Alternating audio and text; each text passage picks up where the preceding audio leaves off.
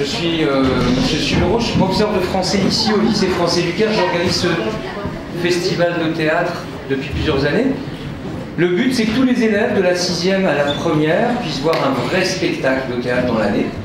Voilà, en l'occurrence, pour vous, les élèves de 6e, le choix qui a été fait, c'est une adaptation sur des planches, sur scène, de Fables de La Fontaine. Souvent, vous les récitez, mais à peu près jamais vous les voyez ou vous les entendez. Je m'appelle Erwan, je suis comédien.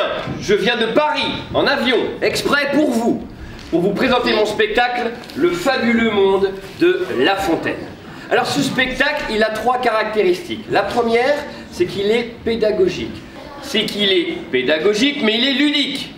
La troisième, c'est qu'il est interactif. Parce qu'une fable, ça ne se récite pas. Une fable, ça se joue. Une fable, c'est comme une pièce de théâtre. Il y a des actions, il y a des décors, il y a des personnages.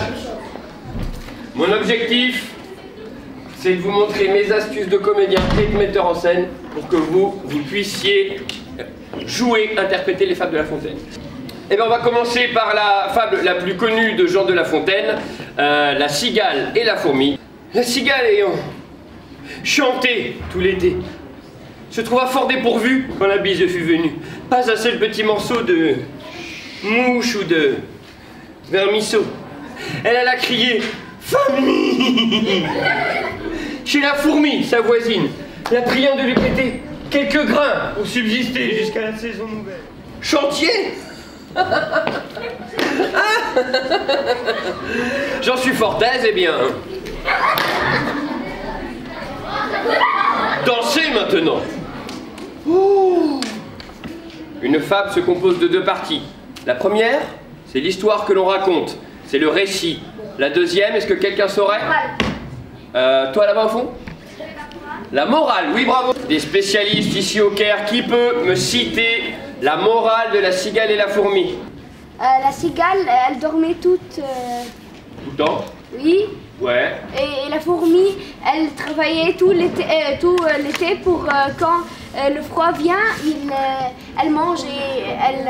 Ok, toi tu me fais un résumé, mais alors qui a tort dans l'histoire? Qui n'a pas bien fait son travail? Qui? La cigale. La cigale. Au lieu de travailler, elle faisait quoi? Elle chantait. Elle chantait. Donc c'est une chanteuse. Mais toi, tu penses qu'elle était un peu feignante. Mathieu, s'il vous plaît. Mathieu, il a dit, écoutez bien, la cigale, qui est une chanteuse, qui est une artiste, est une feignante. Donc Erwan, qui est un comédien, qui est un artiste, est un feignant. Merci. On a trouvé qu'en fait, la morale explicite, elle est écrite dans le texte. La morale implicite, elle est sous-entendue. Dans la fable de La Fontaine, cette morale, Bilal, toi qui connais tout, elle est implicite ou explicite? Oui, elle est cachée dans le texte.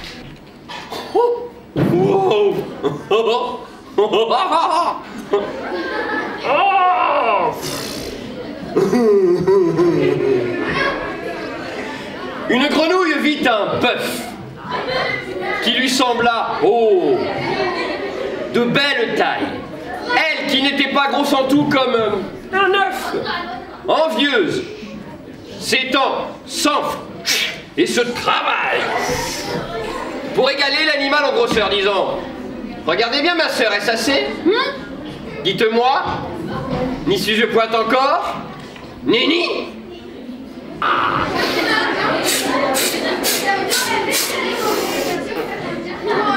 La chétive pécore s'enfla si bien qu'elle creva. Le monde est plein de gens qui ne sont pas plus sages.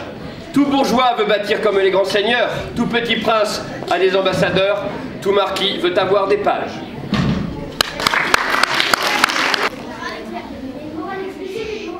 Merci Bilal, le spécialiste de la morale. Il y a une morale explicite chez La Fontaine, une morale implicite chez Phèdre. Bravo Bilal. Oui. Oui. Oui. Oui. Ah. Ok Bilal, tu peux pas faire le reste du spectacle à ma place? Tout à fait. Qu'est-ce qu'ils ont comme pouvoir les animaux que La Fontaine leur a donné? Oui, devant. La prise de parole. À part le perroquet qui répète, les animaux parlent pas. Ça, on appelle ça attribuer une qualité humaine à un objet ou un animal. Bravo Bilal, mais c'est presque ça, la personnification. Alors, oh, hé Oh, un agneau se désaltérait dans le courant du nom de Pur. Un loup survintagin qui cherche cette aventure et que la faim en ces lieux attirait. Qui te rend si hardi de troubler mon breuvage? Dit cet animal plein de rage, tu seras châtié de ta témérité. Sire, répond l'agneau, que votre majesté ne se mette pas en colère, et plutôt qu'elle considère que je me vais désaltérant dans le courant plus de 20 pas au-dessus d'elle, et que par conséquent, en aucune façon je ne puis troubler sa boisson. Tu la troubles, reprit cette bête cruelle, et je sais que de moi tu m'es dit l'an passé. Comment l'aurais-je fait si je n'étais pas né, reprit l'agneau? Peut-être encore ma mère. Si ce n'est toi, c'est donc ton frère. Je n'en ai point. C'est donc quelqu'un des tiens.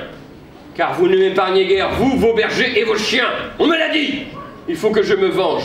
Là-dessus, au fond des forêts, le loup l'emporte. Et puis le mange. Sans autre forme de procès.